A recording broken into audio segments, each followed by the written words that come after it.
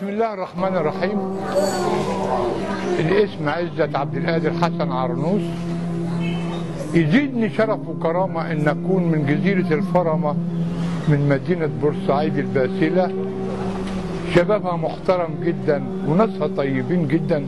انا عن نفسي مش عاوز من مصر حاجة، وبحب اقول لحضرتك انت لو جيت شفت السكن بتاعي تزعل تقول حرام ده ينام فيه. انا ما طلبتش من المحافظ بتاعي ولا شقة ولا سندوتشات، مش عاجبني. اذا كان هم بيحبوه ياخدوه عندهم. المحافظ اللي هنا ما ينفعش محافظ ابدا. ما بيعرفوش قيمة الانسان الا لما بعد بيموت.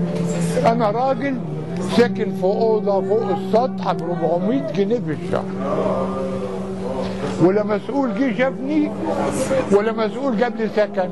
اما في حاجه بقى، يا ريت